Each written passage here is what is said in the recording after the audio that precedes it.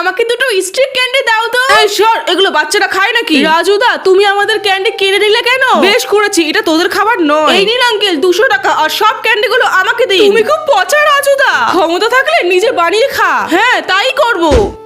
তো বন্ধুরা, তোমরা দেখলেই তো রাজুদা আমার হাত থেকে ক্যান্ডি গুলো কিনে নিল আর আমাকে বললো বানিয়ে খেতে। এইটা তো আমি বানাবোই, আর কি করে বানাবো সেটি দেখতে দেখতে তোমরা যদি মাকে ভালোবেসে থাকো তাহলে একটি লাইক, আর যদি বাবাকে ভালোবেসে থাকো তাহলে একটি কমেন্ট অবশ্যই করবে। যদি বাবা মা দুজনকেই ভালোবেসে থাকো তাহলে সাবস্ক্রাইব করতে ভুলো না জানো। রাজুদা আমাদের একটা কাঠি দাও না। সর যাও এখান থেকে। তো বন্ধুরা, আমার বানানো ক্যান্ডি কেমন হয়েছে কমেন্টে অবশ্যই জানিও। তোমরা তাড়াতাড়ি চলে এসো, দেখো আমি স্টিক ক্যান্ডি বানিয়ে নিয়ে এসেছি।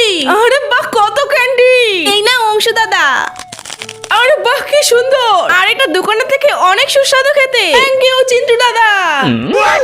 এই চিন্টু, আমাকে একটা দে খাই। সরো এখান থেকে, এগুলো বাচ্চাদের খাবার, এগুলো বড়দের খাবার নয়। তুমি বাচ্চাদের খাবারে কেন লোভ দিচ্ছ?